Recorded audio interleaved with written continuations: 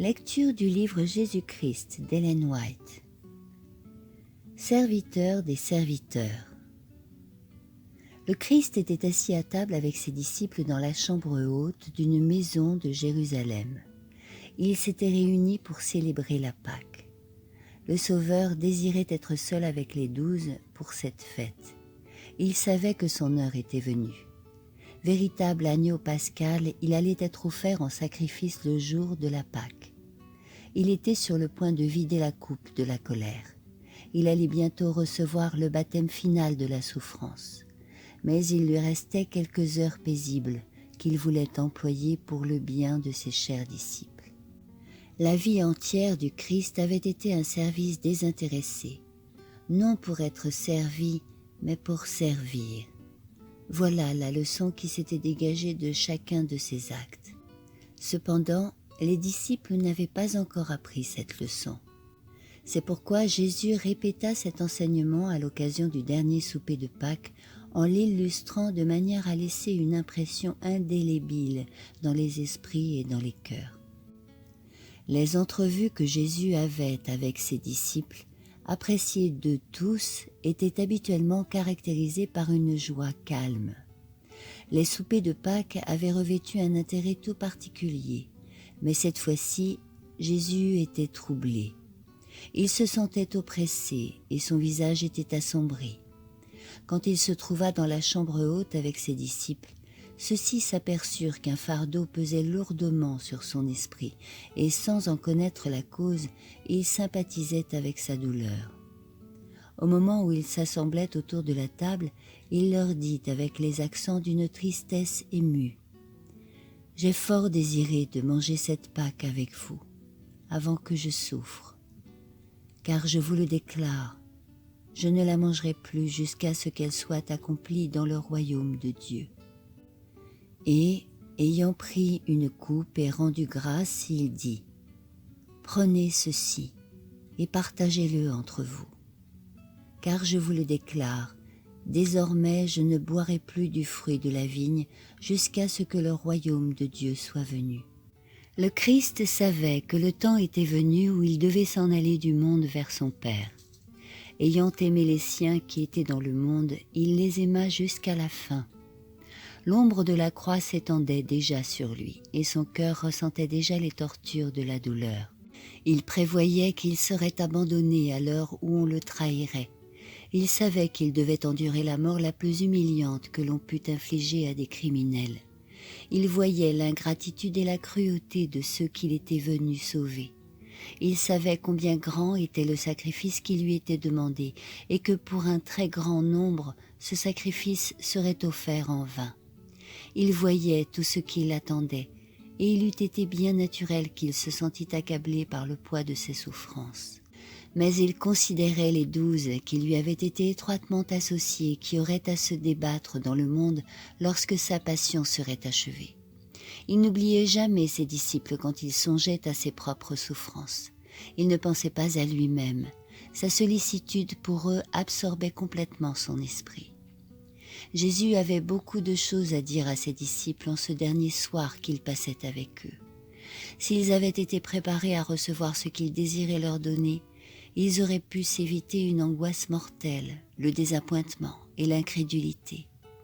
Mais Jésus comprenait qu'ils n'étaient pas prêts à supporter ce qu'il avait à leur dire. Et les paroles d'avertissement et de consolation s'arrêtaient sur ses lèvres quand il regardait leur visage. Quelques moments s'écoulèrent dans le silence. Jésus paraissait attendre. Les disciples se sentaient mal à l'aise. La sympathie et la tendresse que la douleur du Christ avait éveillée en eux paraissaient dissipées. Les paroles mélancoliques par lesquelles il avait fait allusion à ses propres souffrances n'avaient produit qu'une faible impression. Ils se jetaient les uns aux autres des regards envieux et irrités. Il s'éleva aussi parmi eux une contestation pour savoir lequel d'entre eux devrait être regardé comme le plus grand. Le Christ était profondément affligé par cette dispute qui s'élevait en sa présence. Les disciples se cramponnaient à l'idée qui leur était chère. Ils pensaient que le Christ allait affirmer sa puissance en prenant possession du trône de David, et chacun d'eux souhaitait obtenir la première place dans le royaume. Ils s'étaient comparés les uns aux autres, et loin de considérer leurs frères comme plus excellents qu'eux-mêmes, ils se jugeaient les meilleurs. En sollicitant l'honneur d'être assis l'un à la droite et l'autre à la gauche du trône de Christ, Jacques et Jean avaient provoqué l'indignation des autres disciples. Un sentiment de haine risquait de se glisser dans le cœur des 10 quand ils pensaient que les deux frères avaient osé réclamer les premières places. Ils avaient le sentiment qu'on les méconnaissait et qu'on n'appréciait pas suffisamment leur fidélité et leur talent. C'est Judas qui se montrait le plus sévère à l'égard de Jacques et de Jean. Les disciples étaient entrés le cœur rempli de ressentiment dans la salle du souper. Judas s'empara de la place qui se trouvait à la gauche du Christ. Jean se trouvait à droite. Judas était bien décidé à obtenir la première place, immédiatement après celle du Christ. Et Judas était un traître. Un autre sujet de dispute avait surgi. Lors d'une fête, un serviteur était habituellement chargé de laver les pieds des hôtes et des préparatifs avaient été faits en vue de ce service. La cruche, le bassin, le linge étaient là, prêts pour le lavement des pieds. Aucun serviteur n'étant présent, c'eût été aux disciples de se charger de ce soin. Mais aucun d'eux n'était assez humble pour assumer le rôle d'un serviteur. Tous se montrèrent parfaitement indifférents, comme s'ils n'avaient rien à faire.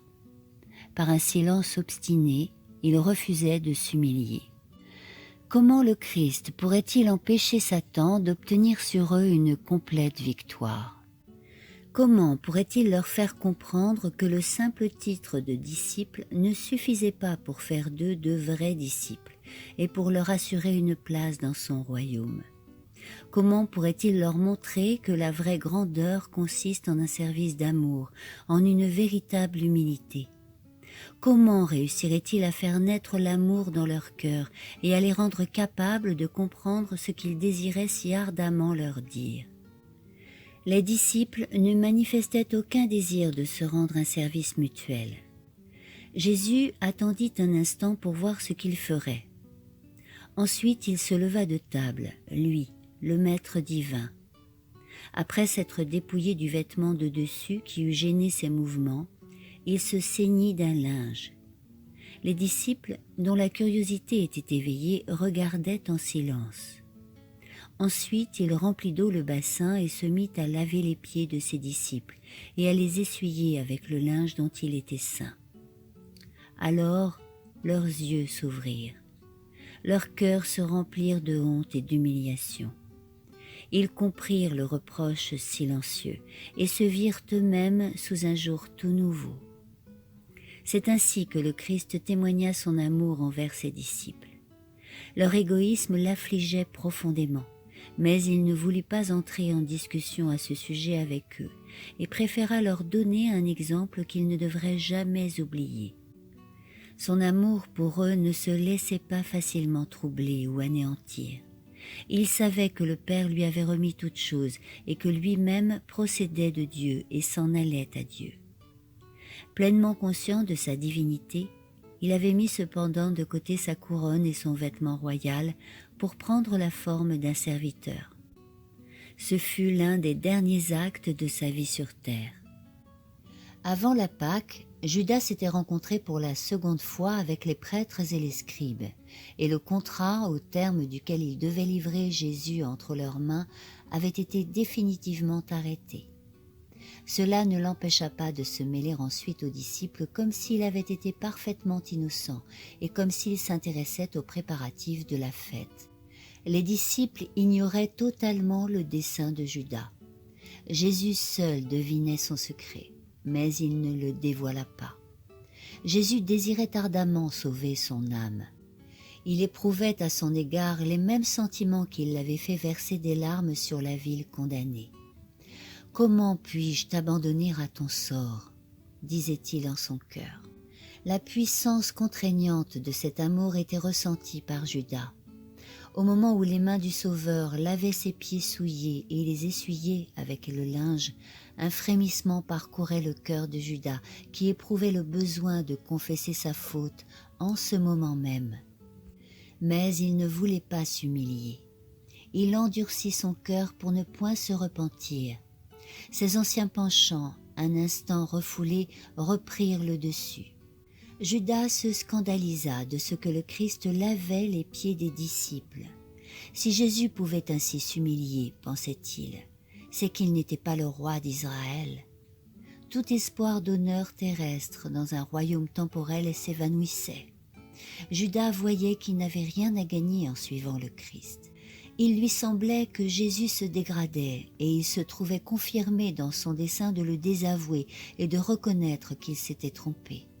Un démon s'était emparé de lui inspirant la résolution d'exécuter l'engagement qu'il avait pris de livrer son maître. Judas, ayant essayé d'occuper la première place en se mettant à table, se trouva donc être servi le premier par le Christ qui avait pris l'attitude d'un serviteur. Jean, envers qui Judas avait manifesté tant d'amertume, fut laissé le dernier, mais il ne s'en offensa pas. Les disciples furent profondément émus en voyant le Christ agir ainsi. Quand vint le tour de Pierre, celui-ci s'écria avec étonnement. « Toi, Seigneur, tu me laverais les pieds ?» La condescendance du Christ lui brisait le cœur.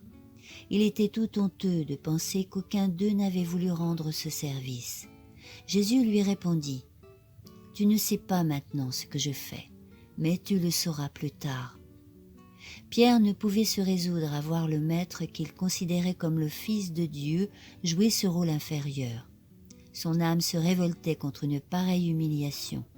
Il ne comprenait pas que c'était pour cela que le Christ était venu dans le monde, et il s'écria avec énergie « Tu ne me laveras jamais les pieds !»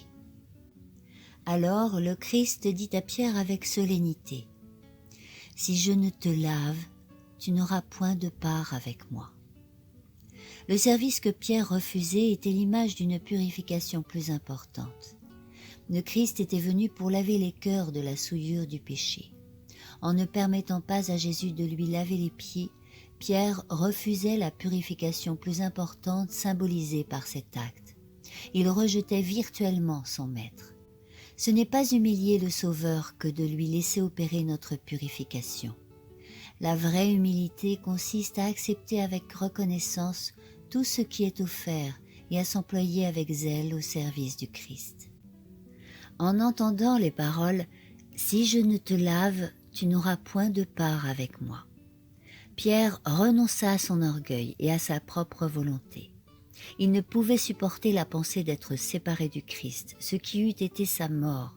« Non seulement les pieds, dit-il, mais aussi les mains et la tête. » Jésus lui répondit « Celui qui s'est déjà baigné n'a plus qu'à se laver les pieds, il est entièrement purifié. » Ces paroles impliquent plus que la pureté du corps. Le Christ continue à parler de la purification plus importante qui est symbolisée par l'ablution des pieds. Celui qui sortait du bain était propre, mais les pieds chaussés de sandales ne tardaient pas à se recouvrir de poussière, ce qui nécessitait une ablution. Pierre et ses frères avaient été lavés à la grande source ouverte pour nettoyer du péché et de l'impureté. Le Christ les reconnaissait comme les siens, mais la tentation les avait entraînés au mal, de sorte qu'ils avaient à nouveau besoin de sa grâce purifiante. En se saignant d'un linge pour laver la poussière de leurs pieds, Jésus voulait ôter de leur cœur tout sentiment de haine, d'envie et d'orgueil. Ceci importait beaucoup plus que le simple lavement des pieds poussiéreux. Étant donné leurs sentiments, pas un d'entre eux n'était préparé à communier avec le Christ. Ils ne seraient prêts à participer au souper pascal ou au service de commémoration que le Christ allait instituer que lorsque Jésus aurait fait naître en eux des sentiments d'humilité et d'amour. Leur cœur devait être nettoyé. L'orgueil et la recherche du moi engendrent les dissensions et la haine, mais Jésus enleva toutes ces choses en leur lavant les pieds. Leurs sentiments se trouvèrent changés. Jésus pouvait dire en les regardant « Vous êtes purs ». L'union des cœurs était rétablie, ainsi que l'amour mutuel. Ils étaient redevenus humbles et dociles. Chacun était disposé, à l'exception de Judas, à céder la première place à un autre. Il pouvait maintenant accueillir les paroles du Christ avec un cœur soumis et reconnaissant. Nous aussi, comme Pierre et ses frères, nous avons été lavés dans le sang du Christ. Cependant, la pureté de notre cœur est souvent contaminée par le contact du mal. Il faut que nous venions au Christ pour obtenir sa grâce purifiante. Alors que Pierre ne pouvait se faire à l'idée que ses pieds souillés fussent touchés par les mains de son Seigneur et Maître, souvent nous permettons à nos cœurs remplis de péchés et de souillures d'entrer en contact avec le cœur du Christ. Combien alors il se trouve affligé par notre mauvais caractère, notre vanité et notre orgueil. Néanmoins, il faut que nous lui apportions nos infirmités et nos souillures, car lui seul peut nous laver parfaitement. Seulement lorsque nous sommes purifiés par son pouvoir, nous sommes préparés à jouir de sa communion. Jésus dit aux disciples, « Vous êtes purs, mais non pas tous. » Il avait bien lavé les pieds de Judas, mais le cœur ne s'était pas donné à lui, il n'avait pas été purifié. Judas ne s'était pas rendu au Christ. Quand le Maître eut lavé les pieds de ses disciples, il reprit son vêtement, s'assit et leur dit, « Comprenez-vous ce que je vous ai fait? Vous m'appelez Maître et Seigneur, et vous dites bien, car je le suis. Si donc je vous ai lavé les pieds, moi, le Seigneur et Maître, vous devez aussi vous laver les pieds les uns aux autres. Car je vous ai donné un exemple, afin que vous fassiez comme je vous ai fait. En vérité, je vous le dis, le serviteur n'est pas plus grand que son maître, ni l'envoyé plus grand que celui qui l'envoie. » Le Christ voulait faire comprendre aux disciples qu'en leur lavant les pieds, il n'avait aucunement dérogé à sa dignité. « Vous m'appelez Maître et Seigneur, et vous dites bien, car je le suis. » Il communiquait d'autant plus de grâce et de signification à ce service qu'il leur était infiniment supérieur. Bien que personne ne fût aussi grand que lui, le Christ s'abaissa pour accomplir le plus humble devoir. Il a lui-même donné un exemple d'humilité afin que son peuple ne se laisse pas fourvoyer par l'égoïsme qui règne dans le cœur naturel et qui se développe par le service du moi. Il ne voulait pas laisser à l'homme le soin de donner cet enseignement. Alors qu'eux se disputaient la première place, lui, devant qui tout genou fléchira, et que les anges glorieux s'estiment heureux de pouvoir servir, il s'inclina pour laver les pieds de ceux qui l'appelaient leur Seigneur. Il lava même les pieds du traître. Par sa vie et ses enseignements, le Christ a donné un exemple parfait du ministère désintéressé qui a sa source en Dieu. Dieu ne vit pas pour lui-même. En créant le monde, en soutenant toutes choses, il exerce un ministère constant en faveur de ses créatures. Il fait lever son soleil sur les méchants et sur les bons, et il fait pleuvoir sur les justes et sur les injustes. Dieu a mis devant son Fils cet idéal du service. Jésus a été placé à la tête de l'humanité pour être son modèle et lui apprendre ce que c'est que de servir. Sa vie entière fut gouvernée par la loi du service. Il fut au service de tout le monde. C'est ainsi qu'il mit en pratique la loi de Dieu et montra, par son exemple, comment nous devons lui obéir. À maintes reprises, Jésus s'était efforcé d'établir ce principe parmi les disciples. Quand Jacques et Jean avaient sollicité la prééminence, il leur avait dit « Celui qui voudra être grand parmi vous sera votre serviteur. » Dans son royaume, il n'y a point de place pour le privilège et la suprématie. On n'y reconnaît qu'une grandeur, celle de l'humilité. La seule distinction consiste à se dévouer au service d'autrui. Après avoir lavé les pieds des disciples, il leur dit « Je vous ai donné un exemple afin que vous fassiez comme je vous ai fait. » Par ces paroles, le Christ ne s'est pas contenté de recommander l'hospitalité. Il ne s'agissait pas seulement de laver les pieds des autres pour en enlever la poussière du voyage. Le Christ instituait là un service religieux. L'acte de notre Seigneur a fait de cette cérémonie humiliante une ordonnance sacrée que les disciples devaient observer pour se remémorer ces leçons d'humilité et de service. Cette ordonnance a été établie par le Christ comme le seul moyen de nous préparer en vue du sacrement. Un cœur ne peut entrer en communion avec le Christ aussi longtemps qu'il entretient des pensées d'orgueil, de discorde et de rivalité. Nous ne sommes pas préparés à recevoir la communion de son corps et de son sang. C'est la raison pour laquelle Jésus nous demande de faire précéder la scène du mémorial de son humiliation. En pratiquant cette ordonnance, les enfants de Dieu devraient se rappeler les paroles du Seigneur de vie et de gloire. Comment comprenez-vous ce que je vous ai fait? Vous m'appelez Maître et Seigneur, et vous dites bien, car je le suis.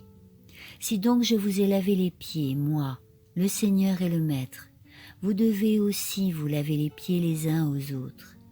Car je vous ai donné un exemple afin que vous fassiez comme je vous ai fait.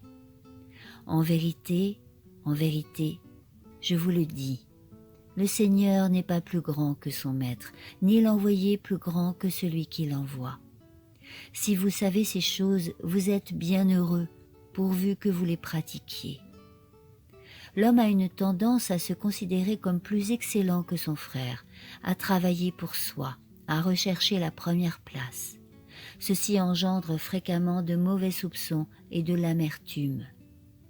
L'ordonnance qui précède la scène du Seigneur a pour but de dissiper ces malentendus, d'arracher l'homme à son égoïsme, de lui inspirer l'humilité du cœur qui le disposera à servir son frère. Celui qui veille du haut des cieux est présent dans ces occasions pour nous aider à sonder nos cœurs, à éprouver la conviction du péché et à obtenir l'heureuse assurance du pardon. Le Christ est là, avec la plénitude de sa grâce, pour donner un cours différent à nos pensées qui suivent habituellement une direction égoïste. Le Saint-Esprit éveille la sensibilité de ceux qui agissent à l'exemple de leur Maître. Quand nous nous rappelons l'humiliation du Sauveur, une pensée en appelle une autre, une chaîne se forme ainsi, souvenir de la grande bonté de Dieu et de l'affection dévouée de nos amis terrestres. Les bénédictions oubliées, les grâces dont on a abusé, les bienfaits méconnus se présentent à l'esprit.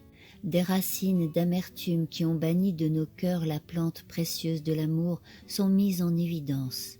Les défauts de caractère, les devoirs négligés, l'ingratitude envers Dieu, la froideur à l'égard de nos frères, tout cela est rappelé à notre souvenir. Le péché paraît alors tel que Dieu le voit. Nous cessons de nous complaire en nous-mêmes pour exercer une censure sévère envers nous et nous humilier.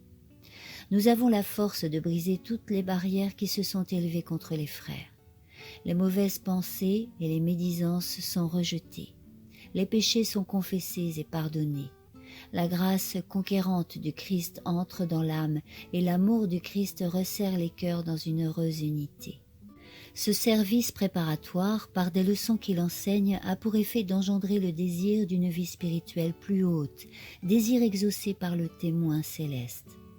L'âme sera relevée et participera à la communion avec le sentiment que ses péchés sont pardonnés.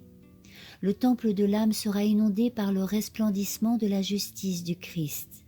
Nous contemplerons l'agneau de Dieu qui ôte le péché du monde. Ceux qui entrent vraiment dans l'esprit de ce service n'y verront pas une simple cérémonie. Il s'en dégagera constamment cet enseignement. Soyez par la charité les serviteurs les uns des autres. En lavant les pieds des disciples, le Christ a prouvé qu'il était prêt à offrir même les services les plus humbles afin de les rendre participants avec lui de l'éternelle richesse du trésor céleste. En se conformant au même rite, les disciples prennent l'engagement de servir leurs frères de la même manière. Chaque fois que cette ordonnance est célébrée convenablement, les enfants de Dieu contractent une relation sacrée les uns avec les autres, pour s'entraider et se faire du bien mutuellement. Ils promettent solennellement de consacrer leur vie à un ministère désintéressé, non seulement les uns pour les autres, mais aussi dans le vaste champ d'activité qui a été celui du Maître. Le monde est rempli de personnes ayant besoin de notre ministère. De tous côtés, il y a des pauvres, des nécessiteux, des ignorants. Ceux qui ont communié avec le Christ dans la chambre haute en sortiront pour servir comme il a servi. Jésus, qui était servi de tous, vint pour se mettre au service de tous. Et parce qu'il a exercé son ministère en faveur de tous, il sera de nouveau servi et honoré de tous. Ceux qui voudraient participer à ses attributs divins et partager avec lui la joie de voir des âmes rachetées doivent, à son exemple, exercer un ministère désintéressé. Tout ceci était impliqué dans les paroles de Jésus. Je vous ai donné un exemple afin que vous fassiez comme je vous ai fait. C'est dans cette intention qu'il a établi ce service. Et lui-même nous dit, « Si vous savez ces choses, si vous comprenez le but de ces leçons, vous êtes bien heureux pourvu que vous les pratiquiez. » Suite de la lecture dans le prochain audio intitulé « En mémoire de moi ».